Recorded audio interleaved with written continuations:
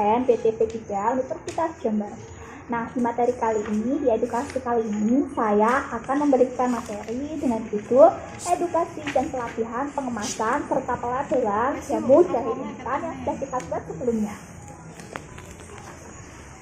Pengemasan merupakan kegiatan yang perlu mendapat perhatian. Tujuannya yaitu untuk menjaga agar jahe instan yang kita sudah buat tadi itu bisa disimpan tahan lama dan dengan kualitas serta mutu yang tetap terjaga. Nah, tidak kalah penting ini, pengemasan ini mempengaruhi penampilan dari produk yang akan kita jual loh. Nah, pengemasan ini bisa menggunakan plastik transparan, kertas, maupun botol toples atau plastik. Nah, dengan ukuran yang sesuai dengan kebutuhan yang akan kita. Bahan plastik yang agak tebal apabila menggunakan plastik. Hal ini agar tidak mudah terpengaruh suhu luar produknya tersebut. Nah, apabila jahe instan dijual, maka kemasannya bisa dirangkap dua. Kemasan pertama untuk instannya, sedangkan kemasan kedua ini untuk bungkusnya atau labelnya. Nah, ini untuk apabila yang sudah di industri ya, ibu-ibu, soalnya kita masih tahap belajar, maka saya akan mengajarkan pengemasan dengan satu kali kemas saja. Maksudnya satu kali kemasan saja, yaitu plastik bening saja, plastik transparan maksud saya. Yang selanjutnya yaitu pengemasan bahan pangan ini harus memperhatikan apa saja sih ibu? Nah, pengemasan bahan pangan ini harus memperhatikan 5 fungsi utama, yaitu harus dapat mempertahankan produk agar bersih dan memberikan perlindungan terhadap kotoran serta pencemaran lainnya. Yang kedua, harus memberi perlindungan pada bahan pangan terhadap kerusakan fisik, kerusakan air maupun oksigen serta sinar matahari. Yang ketiga ini harus berfungsi secara benar, efisien dan ekonomis dalam proses pengepakan. Hal ini biasanya bahan pengemas ini harus dirancang siap pakai pada mesin-mesin yang ada. Apabila ini di industri ya ibu, jadi harus efisien dan ekonomis sehingga mudah dipak nantinya kan. Kemudian yang keempat ini harus mempunyai suatu tingkat kemudahan untuk dibentuk menurut rancangannya, di mana bukan hanya memberikan kemudahan pada konsumen saja dalam membuka maupun menutup kembali kemasan, tetapi juga mempermudah pada tahap selanjutnya nih ibu, yaitu pengelolaan di gudangnya dan selama pengangkutan atau distribusinya. Kemudian yang kelima atau yang terakhir yaitu harus memberikan pengenalan atau identitas atau deskripsi dari produk tersebut serta keterangan dan bisa menarik penjualan atau menarik minat konsumen untuk membeli. Pengemasan itu sangat berfungsi sekali untuk menarik konsumen. Kemudian tujuan pengemasan itu apa sih ibu? Yaitu pengemasan ini bertujuan untuk mempertahankan mutu dan umur simpan produk selama penyimpanan serta memudahkan distribusi dan memberikan daya tarik pada konsumen.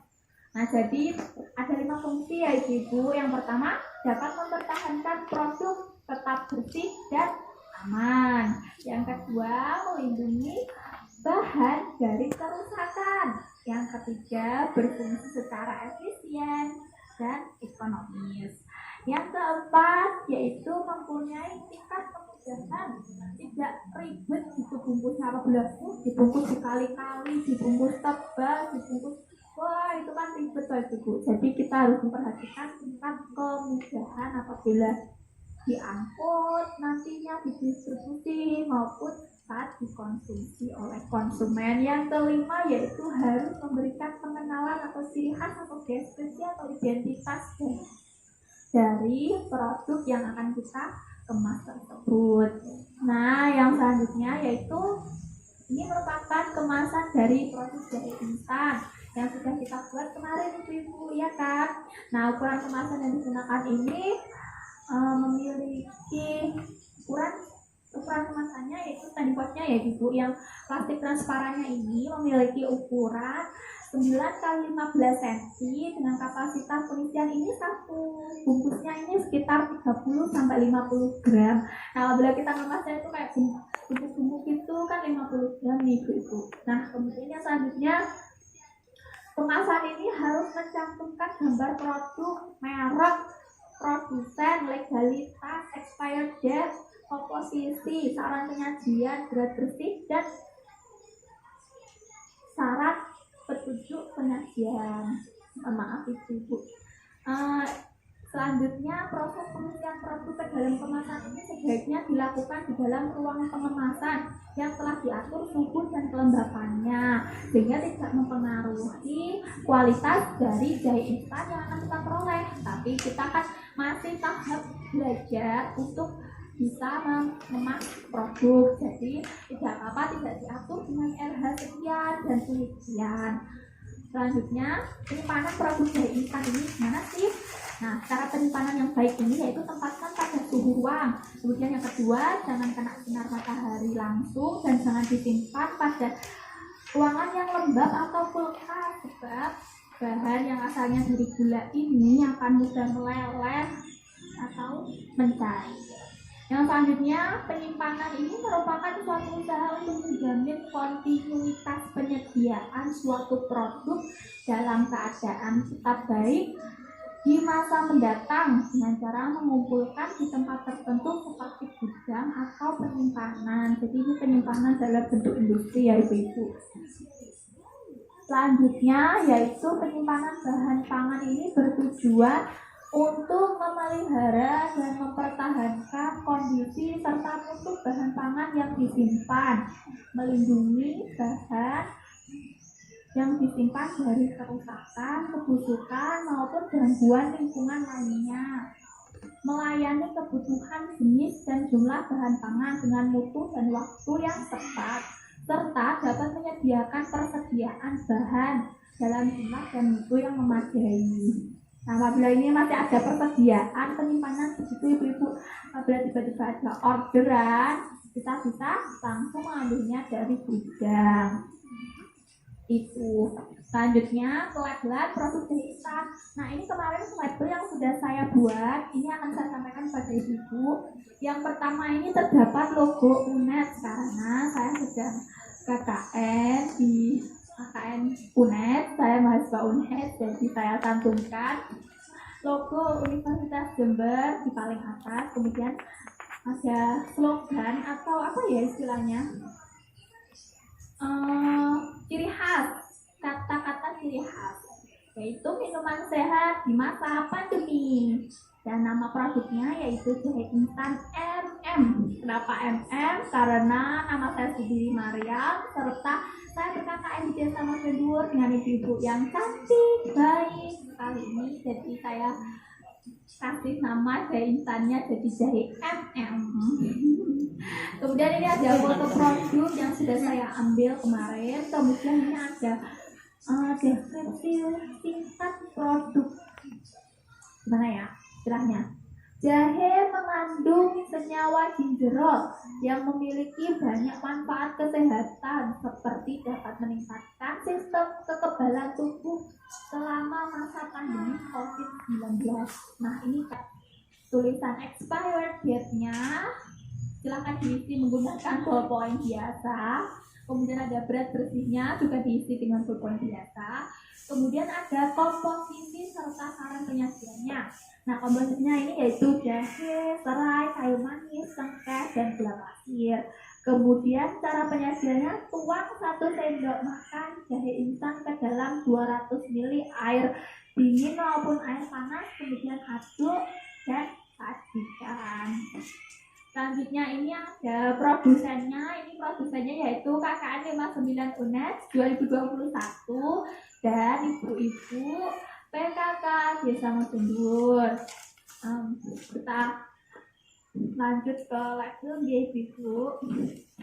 Nah, Label pangan ini adalah suatu keterangan mengenai pangan yang berbentuk gambar, tulisan, kombinasi keduanya, atau bentuk lain yang disertakan pada pangan, dimasukkan ke dalam atau ditempelkan pada kemasan pangan. Nah, informasi yang wajib ada dalam kemasan pangan itu apa aja sih?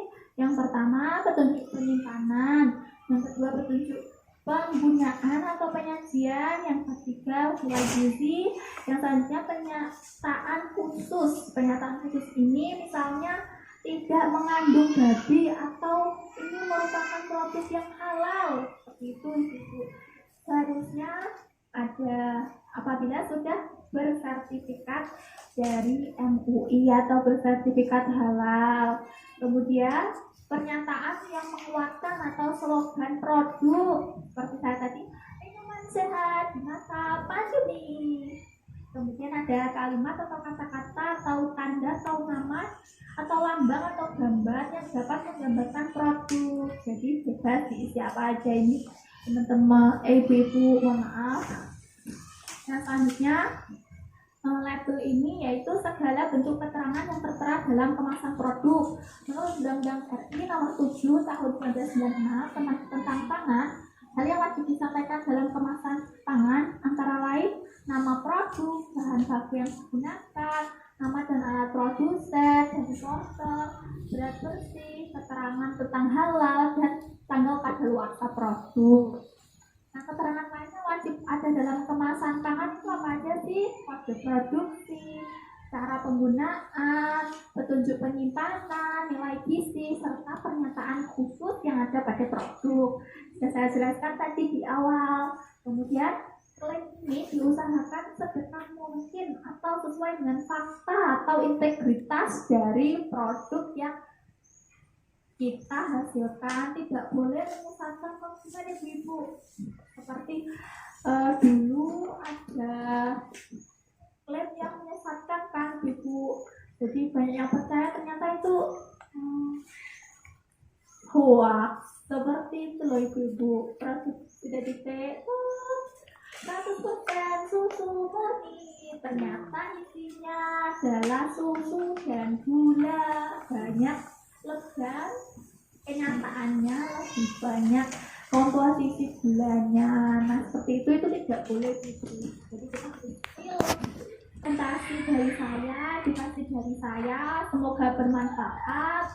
Terima kasih, kurang lebihnya mohon maaf. Wassalamualaikum warahmatullahi wabarakatuh.